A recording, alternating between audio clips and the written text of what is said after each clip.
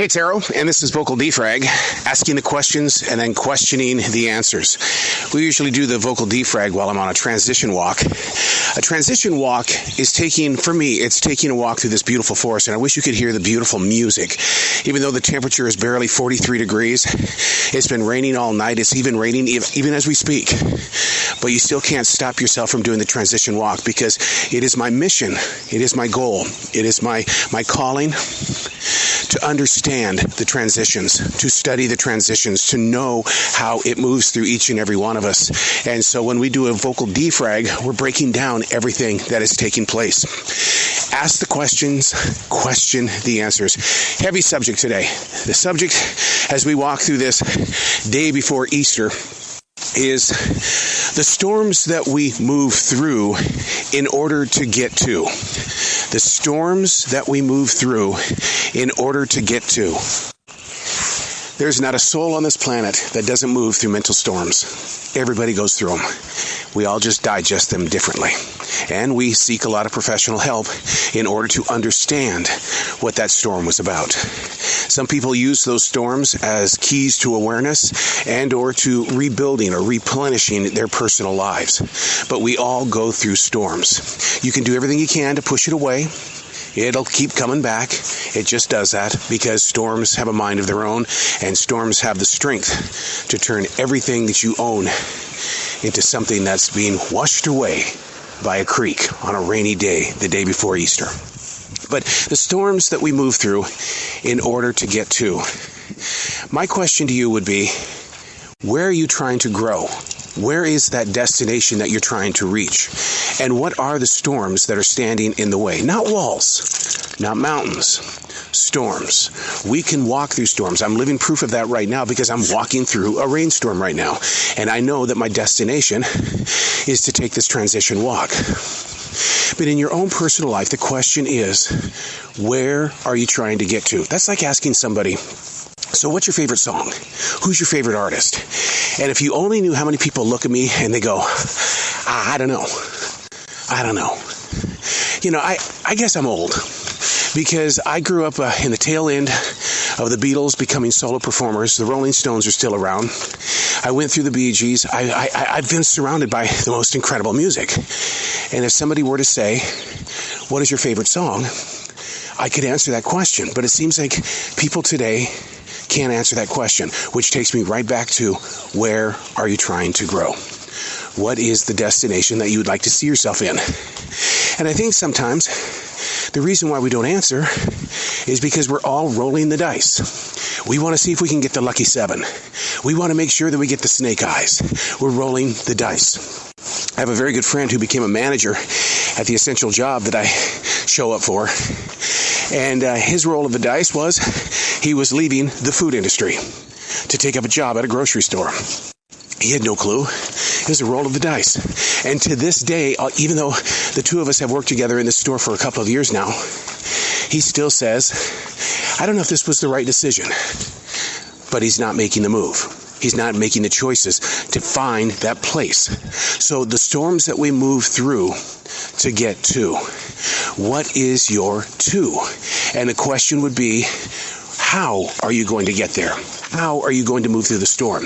And what happens if the storm intensifies? It reminds me of a story about a martial artist who would stand on the top of his house every time the wind would blow in these storms. And the reason why is because he solely believed in what's called the front stance. And he wanted to make sure that his front stance was unbelievably strong. So he would stand on his roof during a windstorm to test his strength. What sort of tools do you use to test your personal strength? What is that one part of your mind, body, and soul that you go to when the storms get a little bit too much to handle? Do you retreat? Do you race to get home? I fall into a gigantic notebook full of writing. I have so many frickin' journals because I'm asking the questions and I'm questioning the answers. I do have a lot of storms, and I openly admit that I'm willing to listen to your storm.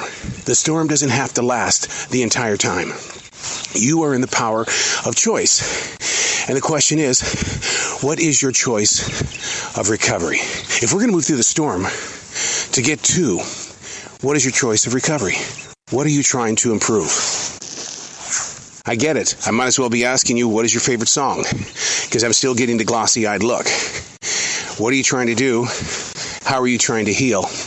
What is the recovery time? Is it worth replenishing? The questions are there. Are you asking yourself those questions? Some people would say, well, you just setting yourself up for something bad to happen. Not true at all. Not true at all. I was doing some research today on the fear of being fearful. Have you ever heard of that? It's called phobia. The fear of fearing. So a lot of people don't make changes in their life for the positive or even for the bad, because you have to have bad choices in order to measure out what your good choices are. But the fear of being fearful is very real. And you have to understand that fear is an instinct. You need fear in life when it comes to being aware of what could bring harm or some sort of pain to your life. It's okay to have fear. But the thing is, though, and I've heard this from so many people, and you may have said it too, I've become numb to. Oh, the word numb. Oh, yeah. Man, everything is happening in the headlines. I'm just numb now. I'm thinking we should do everything we can to get back into a level of fear so that we can be aware of what really does bother us. Because if we're going to be numb, then what is the reaction? And are we bringing injury to ourselves? Now, I'm not a professional here. I only study so that I can learn about. And when you learn about, you're moving toward. Moving through the storms to get to. Answering the question, questioning the answers. I'll tell you one of the things that I fear, and I'm just being open and transparent with you. I fear being spotted at a grocery store. What? Oh yeah, 43 years of broadcasting on terrestrial radio. I host these amazing podcasts, and I fear someone's going to come in and go, hey, what are you doing at a grocery store? I have an answer, and I do fear that answer being received, because the answer that I have is, I've never been in front of real people before. Sure, when I'm out doing promotions for the radio station, sure, when I'm out there, wearing the mask of an on-air radio talent, yeah, I'm that guy. I can handle people. But when you're yourself, and you're there to study the habits of yourself with other people, there's a lot of fear. It's the fear of being accepted. The fear of being enjoyed. Because you try to share stories. You try to make a connection. Being in radio, we envision people being the listeners. We envision. They're not there with us. We envision it. But at a grocery store, you're right there in front of me. And we have conversations. Sometimes too deep. Sometimes not deep enough. A man was standing next to me yesterday, and he was telling me that his business failed and that he was in really deep pain. He explained that the reason why his pain was so strong was because he invested so much of his personal money in this business, and there was no way for there to be a recovery. And the reason why is because the competition became too strong. He looked at me as if he trusted me.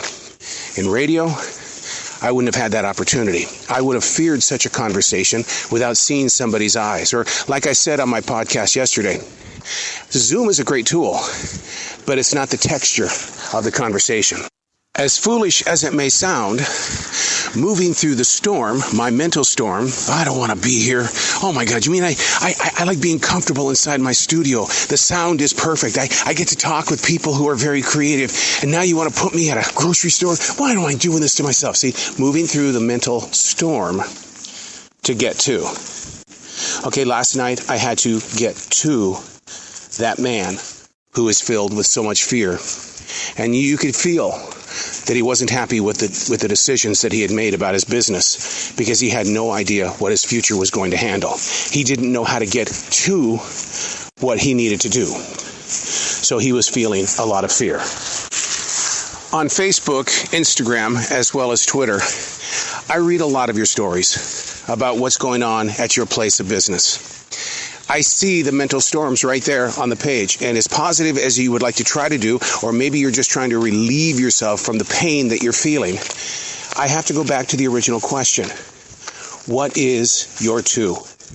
I see your storm. You're moving through it. But where are you moving to? In other words, what is the solution?